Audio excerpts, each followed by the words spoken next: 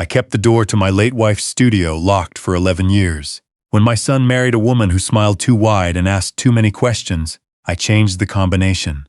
3 weeks ago, while I was visiting my sister in Tucson, my son called me in a voice I hadn't heard since he was 9 years old and fell off his bike. "Dad," he said. She got in.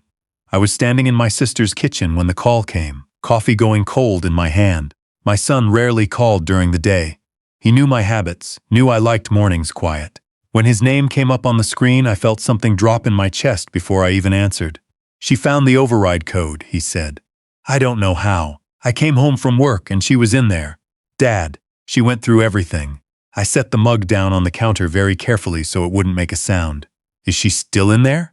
"No, she's upstairs. She's got papers spread out on the bed and she's on the phone with someone. I think it's her brother." I closed my eyes. My wife had been gone for 11 years, and for 11 years I had kept that studio exactly as she'd left it. Canvases stacked against the east wall. The old steamer trunk her father had brought back from overseas. And in that trunk, beneath the paint-stained drop cloths and the reference books she'd loved, a fireproof box containing every document that mattered. The will, the property deed, the trust she'd set up 6 months before the doctors stopped talking about treatment and started talking about time. "Don't let her take anything out of that room," I said. "I'll get the first flight home." "Dad, she's saying you've been hiding things. She's saying you never trusted her, that you've been controlling everything since the wedding." "I've been preparing for this," I thought but didn't say. "I've been preparing for this since the night your wife sat at my dinner table and spent the whole meal looking at the ceiling instead of the person talking to her as though she was pricing the crown molding." "I need you to trust me until I get home," I said. "Can you do that?" The silence lasted long enough that I heard him exhale once, slow and careful. "Yeah," he said. "Okay." I booked a flight before I'd finished packing. My sister stood in the doorway of the guest room watching me fold shirts and didn't say anything for a while. She'd met my daughter-in-law twice. Both times she'd come back to me afterward and said, in the quiet way she has, that something felt off. I'd nodded and changed the subject because there was nothing else to say. When you're watching someone you love step toward something dangerous and they're happy and they're grown, all you can do is make sure the floor doesn't fall out from under them when the moment comes. My wife had understood that.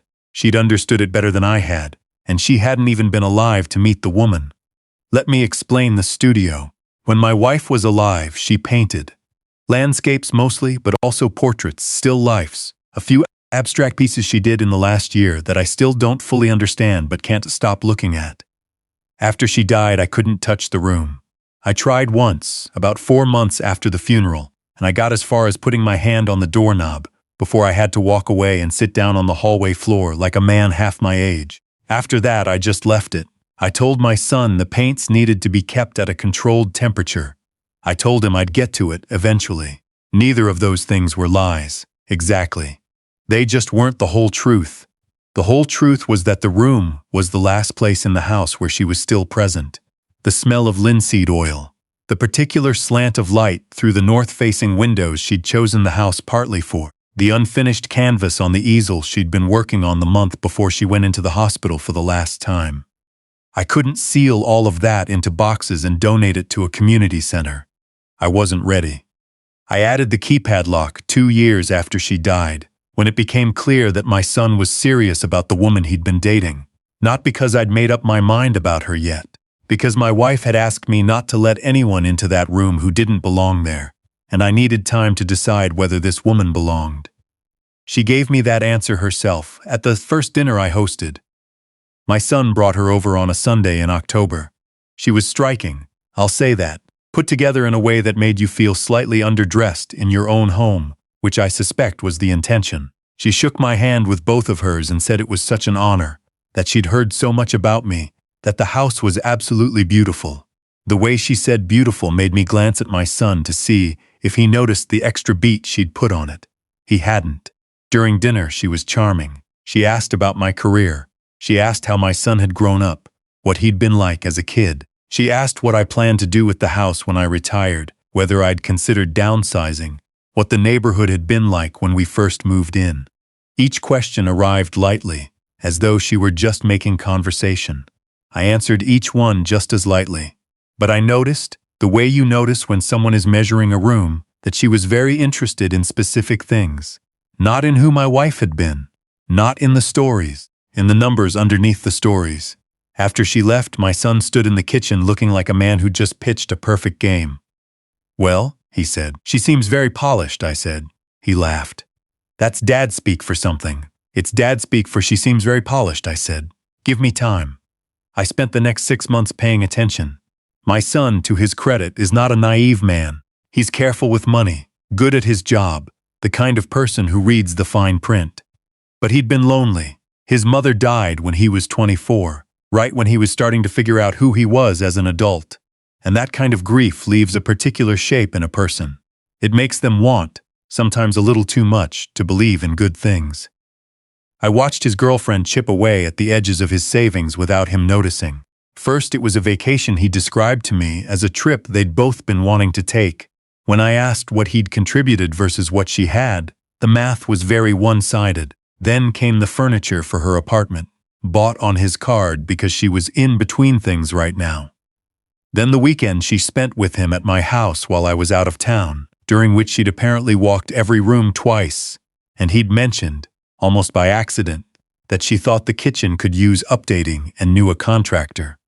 I called my attorney the week my son told me he was going to propose. My wife's trust was already in place. She'd been thorough, and she'd had a good lawyer who'd been thorough on her behalf. But I added layers of my own. Prenuptial protections, a title review on every piece of property, a separate consultation about spousal rights in this state. I knew how to protect what we'd built. I'd just been hoping I wouldn't need to. My son proposed in December. His fiancée cried and said yes, and called me the following morning to say she'd always wanted a father like me. I told her I was happy for them both and asked how she took her coffee, because we were going to need to start over from a family breakfast. She never mentioned that she'd been in the kitchen while I was gone, measuring the walls. The wedding was large. She'd wanted a specific venue and specific flowers, and a dress that cost more than my son's first car. He paid for most of it himself. Too proud to ask me for help, too in love to push back on the number, I gave them money as a gift, knowing it would mostly cover debt that was already accumulating. And she kissed my cheek at the reception and called me the most wonderful man. Her eyes were already somewhere else. After the wedding, the suggestions started arriving more frequently and through different channels. Maybe they should move into the family home.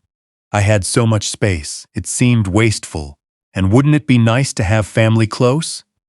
Maybe I should think about updating the estate plan since my son was married now. Had I considered what would happen to the house if something were to happen to me? She asked these things through my son, always and always framed as concern. She cared about my well-being. She just wanted things to be organized. I deflected every time.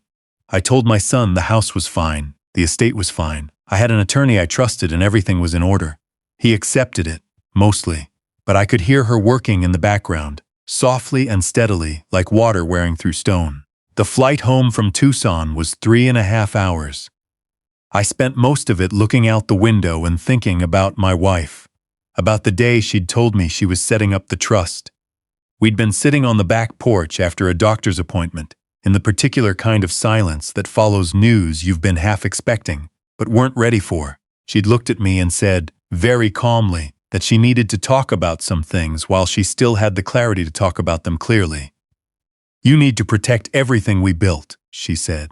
"Not for yourself. For our son. He's going to be vulnerable when I'm gone. He's going to want so badly to be loved that someone could walk right through him." She'd cried once during that conversation, briefly, and then she'd stopped and made a list. She was always better at that than I was, at turning grief into action, at making the unbearable something manageable by writing it down in steps. I'd promised her, and I'd spent 11 years keeping that promise. When the cab pulled into my driveway, both cars were there. My son's truck and the silver sedan she'd upgraded 3 times since the wedding, always with his name somewhere in the paperwork. I sat for a moment before getting out. I thought about the man my wife would have wanted me to be in the next hour. Patient, clear, not cruel, but not soft either. The truth told plainly, because anything less would be a disservice to everyone in the room. My son answered the door before I could use my key. He looked like he hadn't slept. His jaw was tight, and his eyes were red-rimmed, and he stepped back to let me in without saying anything, which meant he didn't trust what he'd say if he started. She was in the living room, sitting in the armchair that had always been my wife's favorite. I noticed that. I don't know if she chose it deliberately or not.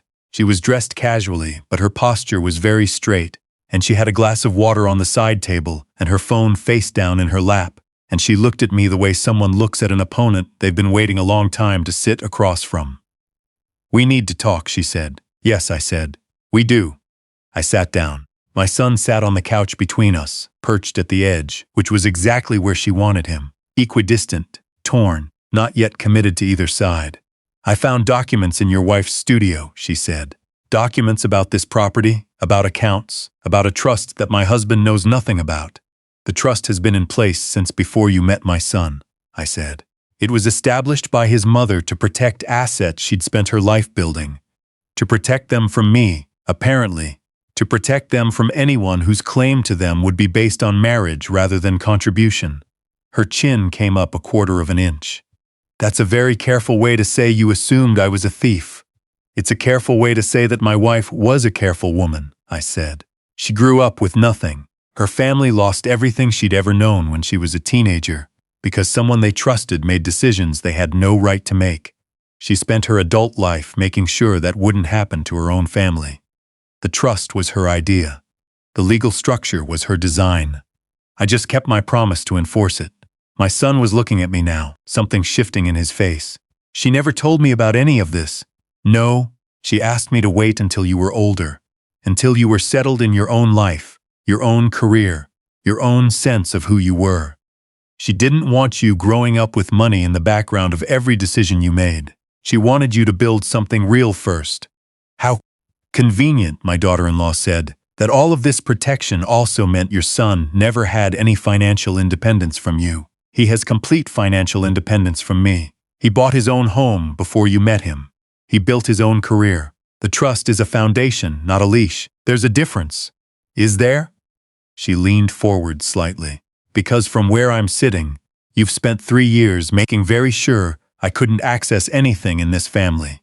The prenuptial agreement, which you signed, which I signed because your attorney presented it as standard practice for estates above a certain value. And I was 3 days from my wedding, and I trusted that your family was acting in good faith. The agreement is standard practice," I said. "What it protects is standard. Everything in the family trust remains separate property. That's not hidden in the fine print. That's the first paragraph." Her composure cracked at the edges.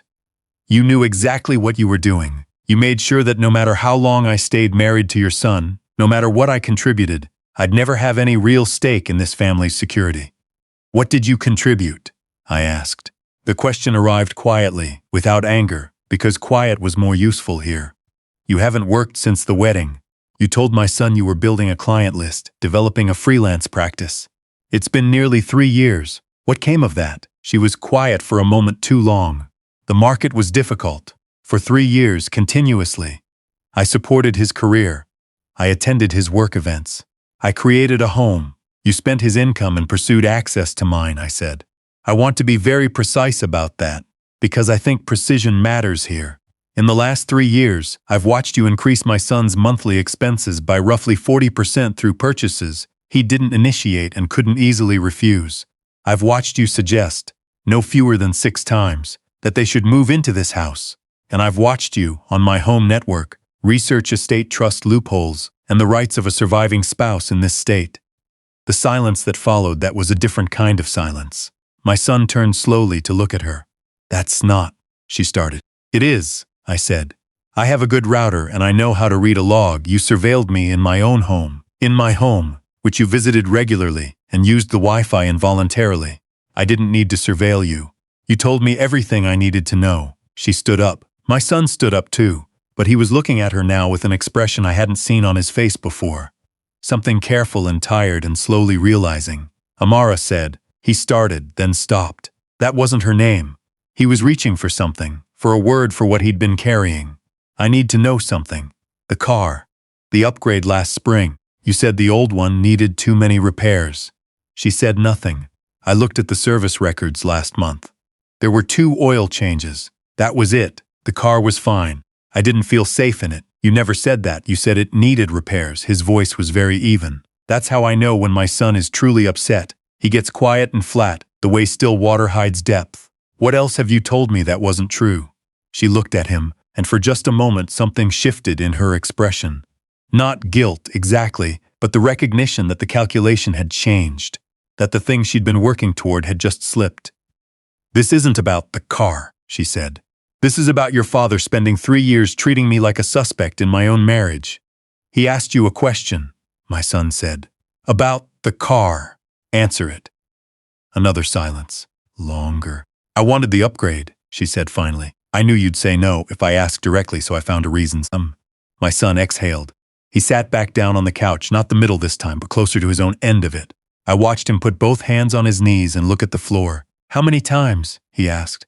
She didn't answer. How many times did you want something and find a reason instead of asking me? That's not a fair question. It's the only question. He looked up at her. Were you ever going to look for work, or was that always just something you said? The mask didn't so much fall as give up.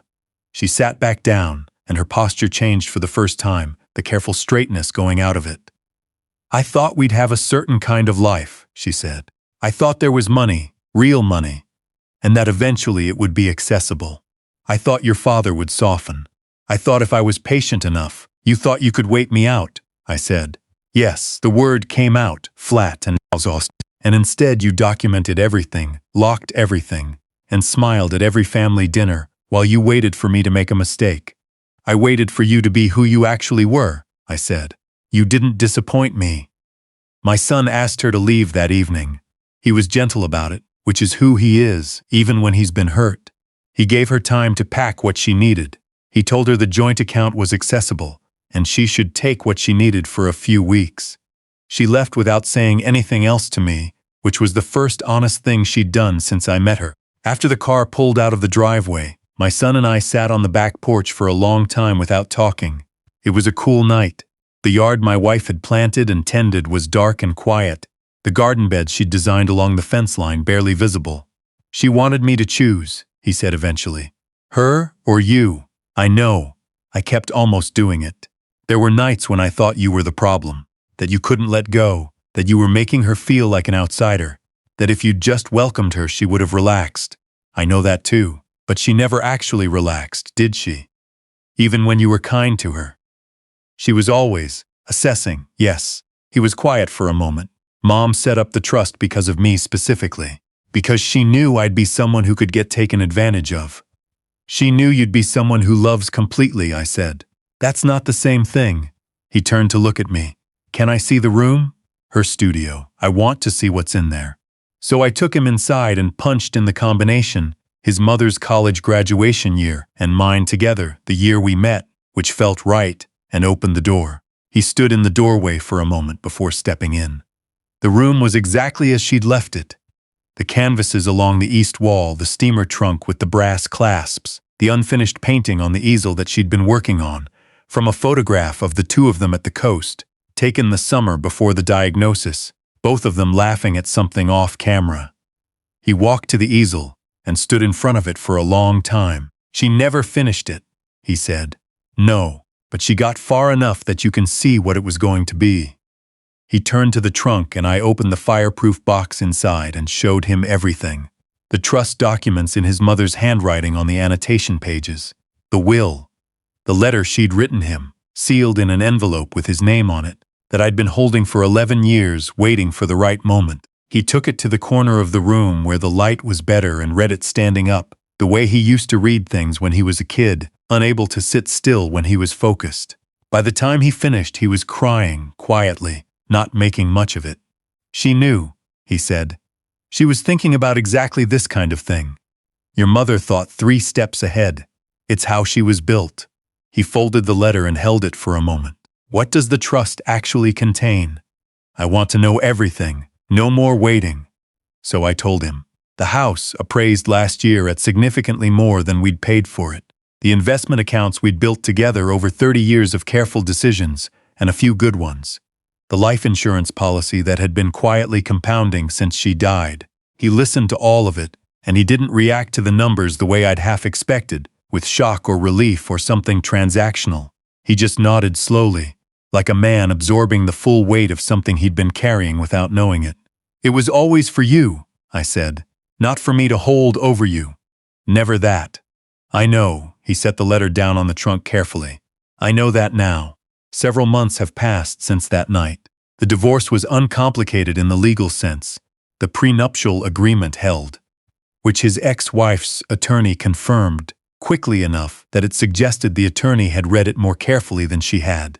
She walked away with her personal property and the car loan, which she'd negotiated into the settlement as her contribution to marital debt, and which struck me as exactly the outcome she'd earned. My son came to dinner every Sunday after that, which became a habit neither of us named or discussed, just something that happened and then kept happening. We cooked together badly and laughed about it. We went through more of his mother's things, slowly, deciding together what to keep and what to let go and what to pass to people who would appreciate it. He took her paint supplies. He's been using them, clumsily by his own account, in the evenings after work. One Sunday in the spring he mentioned, offhandedly, that he'd had coffee with a woman he'd met through a professional conference, a structural engineer.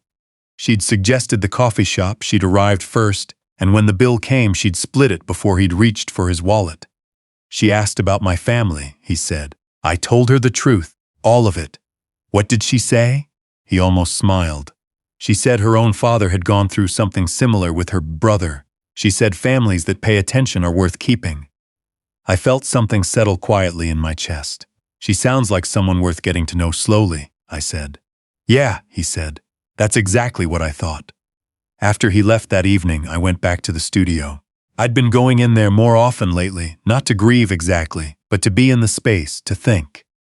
I stood in front of the unfinished painting for a long time, the two figures on the coast, my wife and my son, captured in a moment of pure uncalculated joy, the water behind them and the light coming from the left, the way she'd always loved the light to fall. She'd seen this coming. She'd seen it in the abstract, the way she saw most things, not the specific woman, not the specific conflict, but the shape of it, the way love could be weaponized, the way a generous heart could be mistaken for an open vault. She'd spent her last months of clarity building walls she would never live to see tested, and every single one of them had held.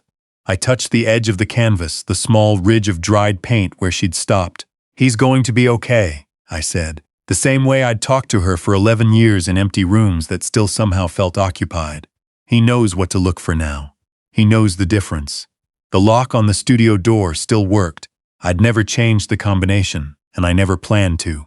Every time I punched it in, those 8 digits, the year we met, the number that meant the beginning of everything, I remembered exactly what I was protecting. Not the house, not the accounts or the documents in the fireproof box.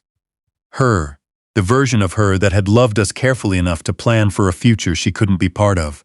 That was the thing that couldn't be appraised or loopholed or transferred. That was what the door had always been keeping safe.